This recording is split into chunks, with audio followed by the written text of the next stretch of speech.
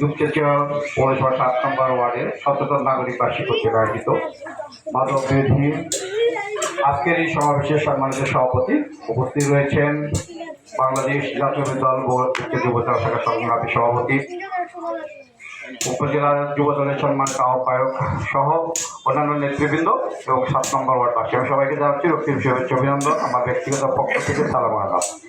বক্তব্য এখানে তেমন কিছুই নেই। আমরা সবাই যে বিষয়টি নিয়ে আলোচনা করতেছি, আমার মনে হয় আমরা সবাই একমত যে মাদক জিনিসটা খারাপ। মাদক যিনি সেবন করছেন সে নিজেকে ধ্বংস করছেন, পাশাপাশি সে এলাকাকেও ধ্বংস করছে। এটা কিন্তু আজকে নতুন নয়, এটা সৃষ্টি হয়েছে অনেক আগে, কিন্তু এটাকে কোনোদিন নির্মূল করা যায়নি বা নির্মূল করা সম্ভব নয়। তবে আমাদের প্রত্যাশা থাকবে এই মাদক সেবনকে যদি নির্মূল করতে আমরা না পারি, অন্তত মাদক সেবনকে আমাদেরকে কন্ট্রোলে নিয়ে আসতে হবে। এটাই মূলত উদ্দেশ্য। এই উদ্দেশ্য নিয়ে আমাদের সামনের দিকে এগিয়ে যেতে হবে। আমরা বিশ্বাস করি, আমরা যারা ৭ নম্বর ওয়ার্ডে বসবাস করি, আমাদের মধ্যে অত্যন্ত ভ্রাতৃত্ববোধ রয়েছে। আমাদের মধ্যে মনে হয় আমরা যারা মধ্যে যেখানে মাদক সেবন করে বা সেবনকারী রয়েছে, আমরা এখন মনে হয় কেউ চিহ্নিত করতে পারি নাই। এরপরও আমাদের মাঝে এখন সম্প্রতি সময় দেখতে পাই কিছু উঠতি বয়সী যুবক যারা মাদক সেবন করছেন, যারা বিভিন্নভাবে মাদক বিক্রি করছেন। আমাদের প্রত্যাশা থাকবে তাদের কাছে প্রথমে তাদেরকে আমরা নিরুৎসাহিত করব যে মাদক সেবন করাও যাবে না, বিক্রি করাও যাবে না। কারণ আমাদের এলাকাকে আমরা শান্ত রাখতে চাই, আমরা এখানে কোনো বিশৃঙ্খলা সৃষ্টি করতে চাই না। আমরা চেষ্টা করব শুধু এই ছেলেকে রক্ষা করা নয়, একটি পরিবারকে রক্ষা করছে। যদি সেক্ষেত্রে যদি আমরা ব্যর্থ হই, আমরা আইনের সহায়তা নেব, আমরা পুলিশকে জানাবো, আমরা পুলিশের মাধ্যমে তাকে মাদক থেকে নির্মূল করার চেষ্টা করব।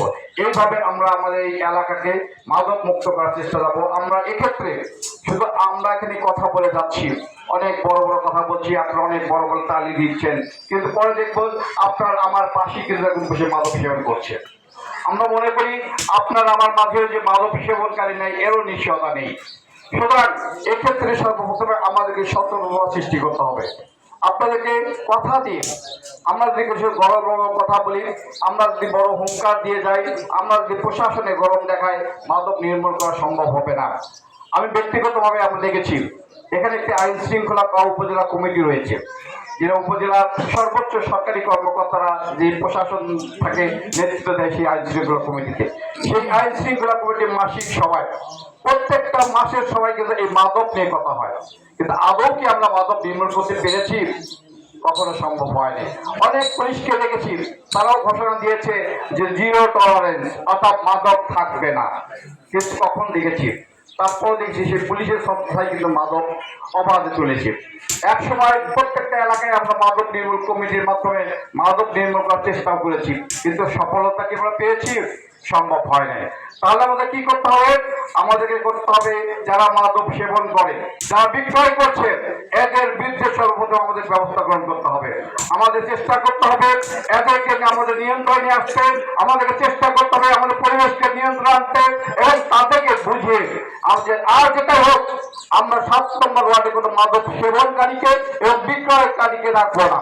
এই প্রত্যাশা রেখে আমরা তাদেরকে বুঝিয়ে দেব। সেক্ষেত্রে আমরা একটি তাদেরকে বাড়ি দিতে চাই, আমরা তাদেরকে একটি বাড়ি ঘর দিতে চাই যে আমরা যদি কোনো মাদক সেবনকারী, কোনো মাদক বিক্রয়কারীকে আমরা দেখি, আমরা অবশ্যই আইনগত ব্যবস্থা নেব। সেক্ষেত্রে আমরা সে কোন পরিবারের লোক, কোন পরিবার থেকে এসেছে এবং তার ভবিষ্যৎ কি হবে, এই বিষয়টা আমরা বিবেচনা না নিয়ে এলাকায় মাদক নির্মূলের ক্ষেত্রে আমরা কঠোর অবস্থা থাকবো। আপনারা সবাই সহযোগিতা করবেন। আমার এই প্রত্যাশা রেখে আগামী দিনে ছাত্ররা মাদক মুক্ত হবে প্রত্যাশা রেখে আমি হয়তো শেষ করছি। সবাইকে ধন্যবাদ।